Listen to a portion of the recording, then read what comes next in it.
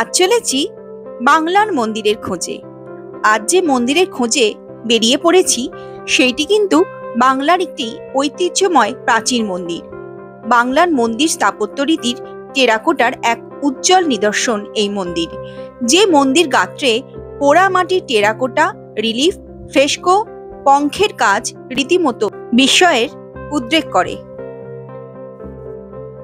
আজও এই মন্দিরের অসাধারণ শিল্পকীর্তি দেখার জন্য দূর দূরান্ত থেকে বহুজন আসেন। আমিও তাই চলেছি। না, বিষ্ণুপুর নয়, কালনাও নয়, এই মন্দির রয়েছে হুগলির গুড়াপে। হুগলি জেলার আরামবাগ মহকুমার ধনিয়াখালী সমষ্টি উন্নয়ন ব্লকের একটি গ্রাম এই গুড়াপ। হাওড়া থেকে কড লাইনের বর্ধমান বা চন্দনপুর বা মশাগ্রাম লোকাল ট্রেন ধরে এই গুড়াপ স্টেশনে আসা যায়। হাওড়া থেকে গুড়াপ 18তম রেল স্টেশন। রেলপথে হাওড়া থেকে দূরত্ব প্রায় 58 কিলোমিটার। কলকাতা আগ্রা জাতীয় মহাসড়ক 19 বা দুর্গাপুর এক্সপ্রেসওয়ে গুড়াপের মধ্য দিয়ে গেছে, তাই কলকাতা থেকে সড়ক পথে এখানে আসা যায়। আমরা বেলু স্টেশন থেকে সকাল 9:40 হাওড়া বর্ধমান লোকাল ট্রেনে রওনা দিয়েছিলাম। এক এক করে বেগমপুর, বারুইপাড়া, বলরামবাটি, কামারকুণ্ডু, ধনিয়াখালী হল্ট ইত্যাদি স্টেশন পার করে আর চারপাশের গ্রামের ক্ষেত, পুকুর, মাটির বাড়ি, ধানের গোলা ইত্যাদি দেখতে দেখতে আমরা পৌঁছে গেলাম আমাদের গন্তব্যে।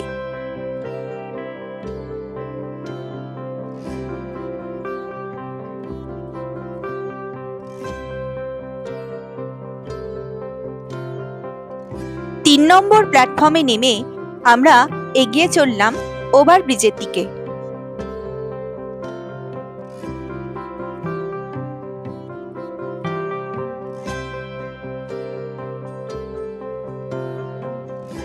ওভারব্রিজে উঠে আমরা স্টেশনের ডান দিকে এগিয়ে চললাম।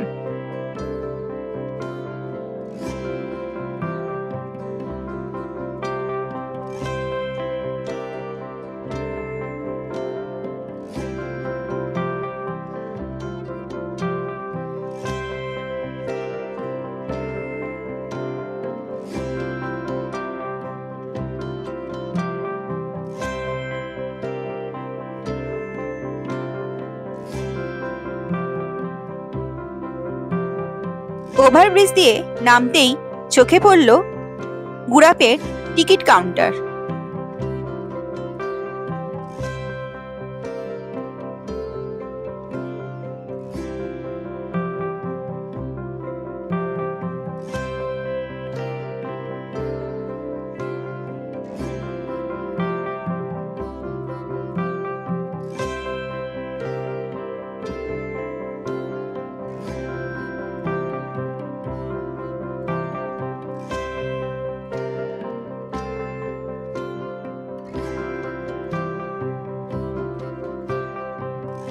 স্টেশনের পাশেই রয়েছে টোটো স্ট্যান্ড।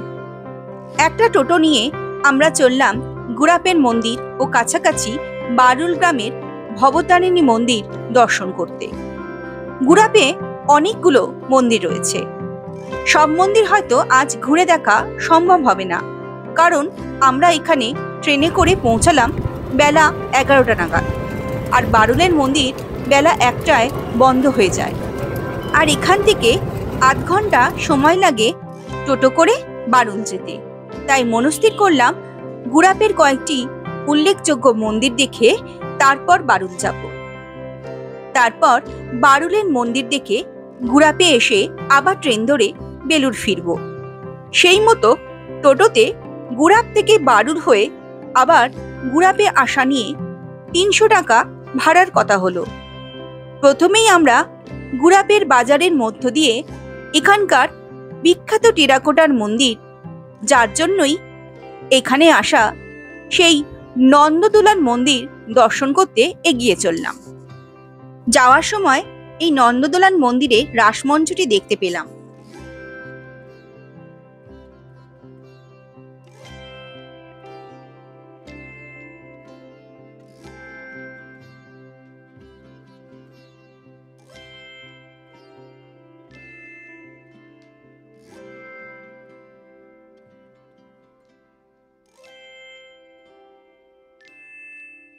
সামনে যে সুন্দর মন্দিরটি দেখা যাচ্ছে এইটিই হলো নন্দদুলাল মন্দির। ডেভিড ম্যাকাচন গুরাপের নন্দদুলাল মন্দিরটিকে একটি আদর্শ আটচালা মন্দির বলে উল্লেখ করেন। মন্দিরের প্রতিষ্ঠা ফলক থেকে জানা যায় 1673 শকাব্দে অর্থাৎ 1749 সালে শ্রী শ্রী নন্দদুলাল মন্দিরটি প্রতিষ্ঠা হয়। প্রতিষ্ঠা করেছিলেন গুরাপের জমিদার রামদেব নাগ। বাংলার নবাব আলীবর্দী খাঁয়ের অধীনে বহু রাজন্যবর্গের মধ্যে অন্যতম ছিলেন বর্ধমান মহারাজাধিরাজ তিলকচাঁদ মোহতাব বাহাদুর। রামদেব নাগ ছিলেন বর্ধমান রাজের প্রতিরক্ষা বিভাগের একজন দায়িত্বশীল কর্মচারী।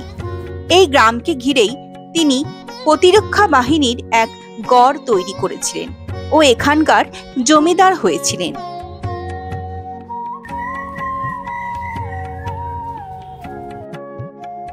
এই ত্রিখিলান বিশিষ্ট অলিন্দযুক্ত পূর্বমুখী বাংলা আটচালা শৈলীর মন্দিরটি এখন পশ্চিমবঙ্গ সরকারের প্রত্নতত্ত্ব বিভাগ দ্বারা সংরক্ষিত। মন্দির প্রাঙ্গণে প্রবেশের সময় একটি নীল সাইনবোর্ডে সেই সংরক্ষণের তথ্যাদি ও আইন লেখা রয়েছে, দেখতে পাবেন।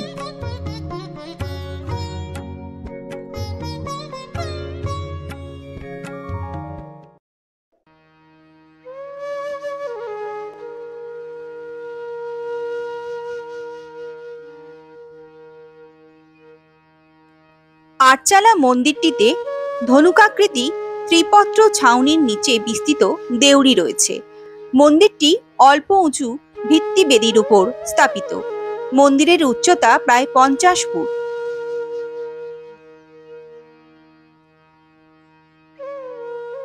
মন্দিরের সামনের দেওয়াল সংলগ্ন দুটি অর্ধস্তম্ভে ও 3টি খিলানের উপরে ও বর্গাকার কুলুঙ্গিতে টেরাকোটার শিল্পকার্য সমৃদ্ধ। ফুল, লতাপাতা, জীবজন্তু ও পৌরাণিক দেবদেবীর মূর্তি, কৃষ্ণের জন্ম ও বাল্যলীলা, বকাসুর বধ, কালীয় নাগ বধ থেকে শুরু করে কংসবধ ও কল্পলতা বা মৃত্যুলতা টেরাকোটার সূক্ষ্ম ও নান্দনিক কাজের মাধ্যমে তুলে ধরা হয়েছে।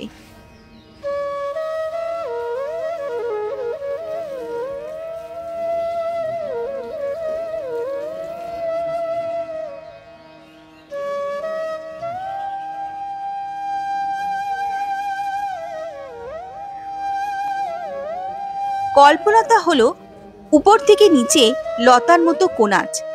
হাতি, সিংহ, লতা পাতা অরণ্যের প্রতীক। এইভাবে মন্দির হয় অভীষ্ট ফলপ্রদ কল্পতরু। আবার সমস্ত মায়ার মৃত্যু ঘটায় বলে একে মৃত্যুলতাও বলা হয়। এই মৃত্যুলতার মাধ্যমে উপরের প্রাণীটি নিচের প্রাণীটিকে হত্যা করছে দেখানো হয়েছে। তার সাথে থাকে লতা পাতা। বেশ সুন্দর দেখতে এই স্থাপত্য রীতি। মন্দিরের দেওয়ালের বা ছাদের কোণে সাধারণত এই মৃত্যুলতা বা কল্পলতা দেখতে পাওয়া যায়। তবে এই মন্দিরের টেরাকোটার অনেক কাজই নষ্ট হয়ে গেছে। কিছু সংস্কার করা হয়েছে, তবে পুরনো ও নতুন টেরাকোটার ফলকের পার্থক্য সহজেই বুঝতে পারা যায়।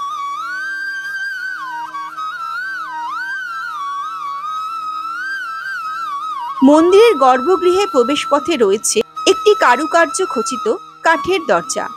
গর্ভগৃহে বিরাজ করছেন কালো কোষ্ঠী পাথরের নন্দদুলাল ও অষ্টধাতুর রাধারানী বিগ্রহ এবং তার সাথে রয়েছেন বালগোপাল ও নারুগোপাল।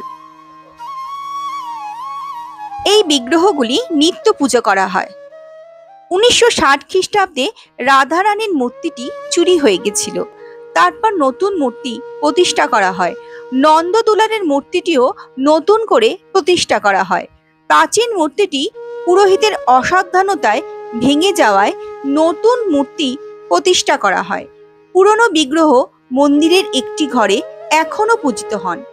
নন্দদুলালের মন্দিরের সামনে বড় নাট মন্দিরটি 1350 বঙ্গাব্দে এই নাগ বংশের বংশধর করুণাময় নাগ নির্মাণ করে দেন।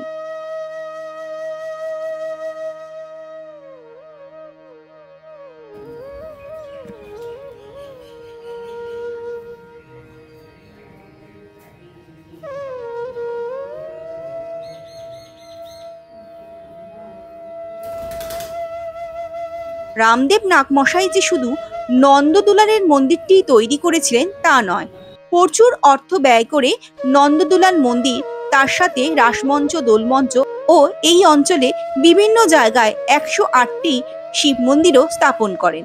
বর্ধমানের মহারাজের কাছে যখন এই খবর পৌঁছায়, তিনি ভাবেন রামদেব এত অর্থ কোথায় পেলেন, নিশ্চয়ই রাজকোষের অর্থ তছরূপ করে এসব কাণ্ড করেছেন। তাই রামদেবকে তিনি নজরবন্দি করেন। পরে জানতে পারেন রাজকোষের অর্থ দিয়ে নয়, নিজের প্রচেষ্টায় অর্থ সঞ্চয় করে এই সকল মন্দির তৈরি করেন রামদেব নাগ। তখন ধর্মপাল মহারাজ রামদেবকে মুক্ত করেন এবং এই মন্দিরগুলির নিত্য সেবা, রাস, দোল প্রভৃতি অনুষ্ঠানের জন্য প্রচুর ভূসম্পত্তি দান করেন। তিনি দীপান্বিত অমাবস্যার পরদিন শ্রীমন্দিরে অন্নকূট মহোৎসবের সূচনা করেন। এখনো প্রতি বছর কালী পূজার পরদিন প্রতিপদের অমাবস্যায় খুব ধুমধামের সঙ্গে নন্দদুলাল জিউয়ের অন্নকূট উৎসব পালন করা হয়। আগে এই উৎসবে 108 রকমের ব্যঞ্জন হতো, বসে সকলকে খাওয়ানো হতো। এখন তা আর হয় না। তবে রাজদত্ত সেই ভূসম্পত্তি আর সেরকম নেই। 15-16 বিঘা জমি বর্তমান, তা দিয়েই ঠাকুর সেবা ও মন্দির রক্ষণাবেক্ষণ হয়ে থাকে।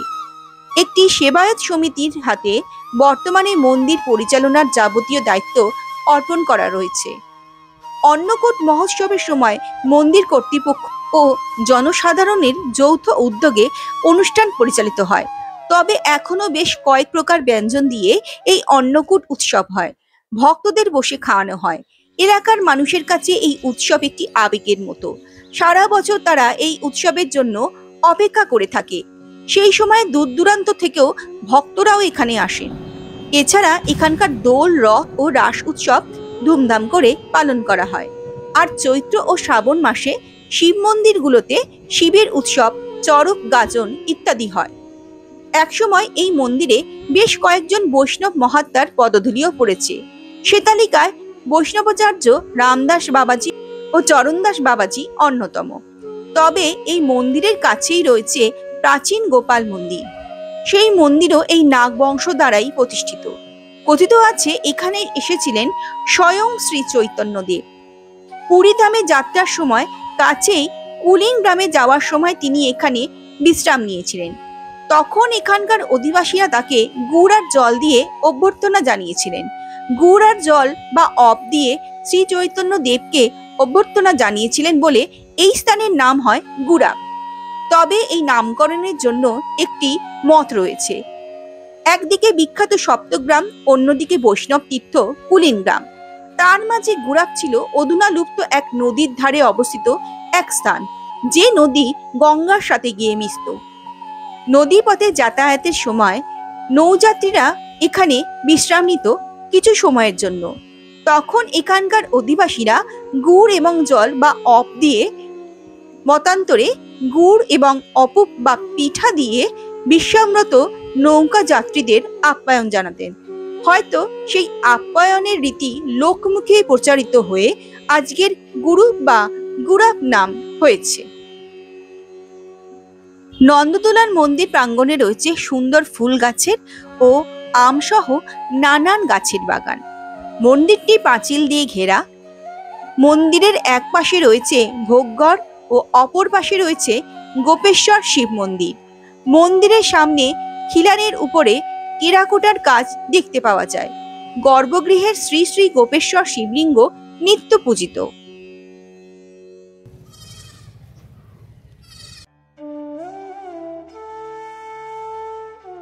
মন্দিরের নিকটে অবস্থিত অষ্টাদশ শতাব্দীর দোলমঞ্চটি পোড়ামাটির কাজের উল্লেখযোগ্য নিদর্শন।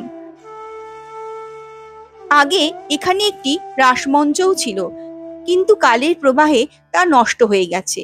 তাই নতুন করে রাসমঞ্চটি তৈরি করা হয়েছে। সেটি এই মন্দির থেকে কিছুটা দূরে অবস্থিত। যে রাসমঞ্চটি আপনাদের আগেই আমি দেখালাম। দোলমঞ্চটি উঁচু ভিত্তিবেদির উপর প্রতিষ্ঠিত ও টেরাকোটার কাজে সমৃদ্ধ 4টি স্তম্ভের উপর দণ্ডায়মান। স্তম্ভগুলি পরস্পর ধনুকাকৃতি খিলানের দ্বারা সংযুক্ত। উপরিভাগটি রেখ শৈলীর। মন্দিরের বাইরে নন্দদুলালের কাঠের রথটিও রাখা রয়েছে। মন্দিরের খোলা বন্ধের সময় স্ক্রিনে দেওয়া হলো। এই মন্দিরে প্রতিদিন দেবতাদের নিত্য পুজোর সাথে ভোগ প্রসাদ দেওয়া হয়। প্রতিদিন দুপুর 12টার সময় দেবতাকে ভোগ দেওয়া হয়, সেই সময় ভোগারতি করা হয়। এই মন্দিরে ভোগ প্রসাদ গ্রহণ করতে হলে মন্দিরের পুরোহিতকে আগে থেকে বা একদিন আগেও কতজন আসবেন সেটি ফোনের মাধ্যমে যোগাযোগ করে জানাতে হবে। ওনারা যৎসামান্য মূল্যে ভোগের আয়োজন করেন। জনপ্রতি ভোগের মূল্য 100 টাকা। বাড়িতেও এই ভোগ নিয়ে যাওয়ার ব্যবস্থা হয়, সেক্ষেত্রে সামান্য কিছু টাকা বেশি দিতে হয়। আমি ডেসক্রিপশন বক্সে পুরোহিতের নাম্বার দিয়ে দিলাম, আপনারা চাইলে ওনার সাথে যোগাযোগ করে মন্দিরের ভোগ প্রসাদ সংগ্রহ করতে পারেন।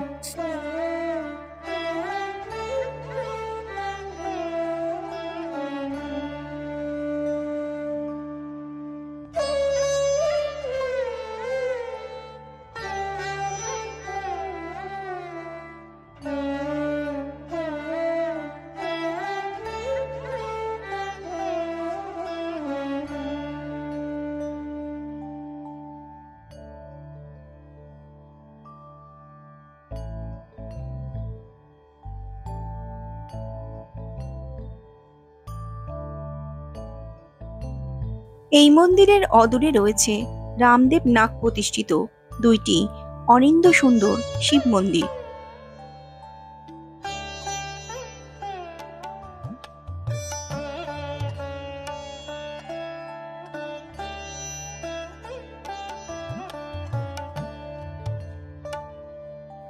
যদিও এই মন্দিরগুলির প্রাচীন টেরাকোটার কাজ নষ্ট হয়ে গেছে, নতুন করে সংস্কার করা হয়েছে।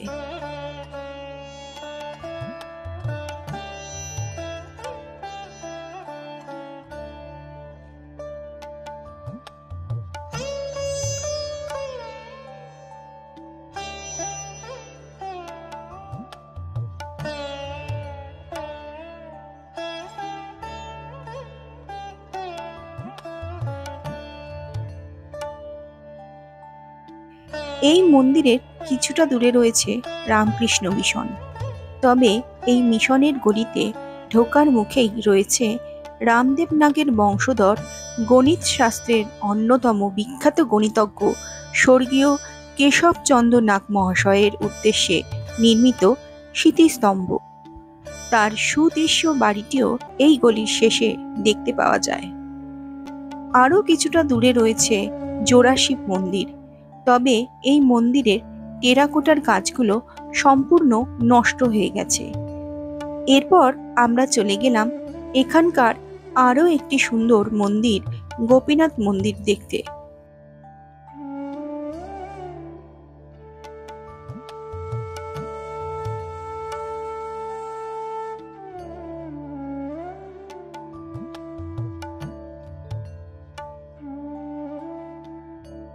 যদিও এই মন্দিরের গর্ভগৃহের দরজা তখন বন্ধ হয়ে গেছিল, তাই বিগ্রহ দর্শন হয়নি, কিন্তু আমাদের টোটো চালকের থেকে এই বিগ্রহের ছবি সংগ্রহ করেছিলাম। আপনাদের সামনে সেই ছবি তুলে ধরলাম।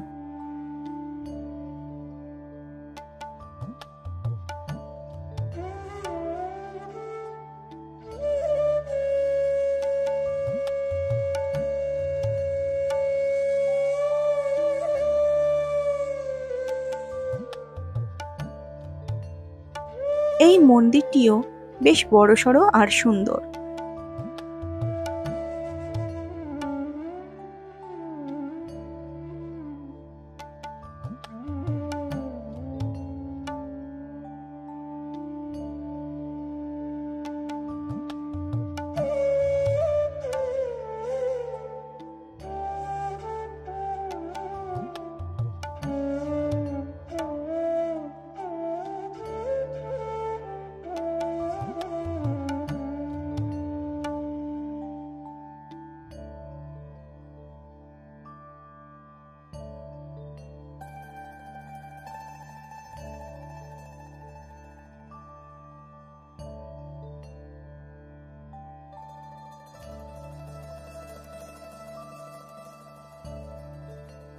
পথে পড়ল এখানকার একটি সুন্দর শীতলা মন্দির। এই শীতলা মা এখানকার একটি জাগ্রত দেবী। মায়ের মন্দিরের সামনে রয়েছে একটি বিশাল মাঠ এবং তার পাশেই রয়েছে একটি পুকুর। এই পুকুর মায়ের পুকুর নামেই পরিচিত। এখানেই রয়েছে মায়ের স্নানের ঘাট।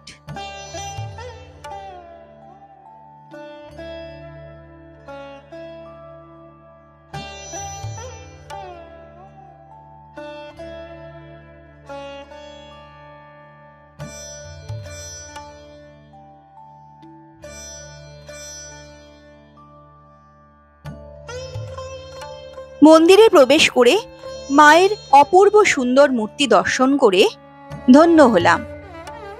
শীতলা মা এই তপ্ত দিনে আমাদের মনে যেন শীতলতা এনে দিলেন।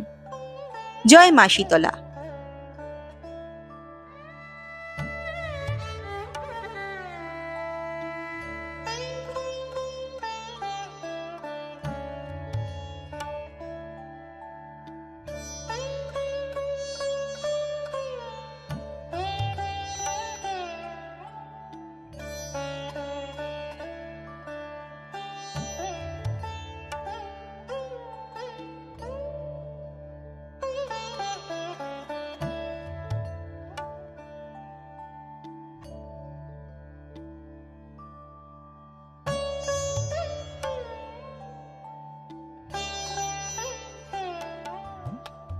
এই মন্দির দর্শন করে আমরা এবার ভবতারিণী মন্দিরের দিকে রওনা হলাম। পরের পর্বে আমি সেই মন্দিরের কথা আপনাদের সামনে উপস্থাপন করব। আজকে এই পর্যন্তই। আবার দেখা হবে পরের ভিডিওতে। সবাই ভালো থাকবেন, সুস্থ থাকবেন। ভিডিওটি ভালো লাগলে অবশ্যই লাইক কমেন্ট করবেন, আর চ্যানেলে নতুন হলে অবশ্যই চ্যানেলটিকে সাবস্ক্রাইব করবেন এবং পাশে থাকা বেল আইকনটিকে ক্লিক করবেন, যাতে পরবর্তীতে নতুন ভিডিও এলে আপনার কাছে সবার আগে পৌঁছে যায়। ধন্যবাদ।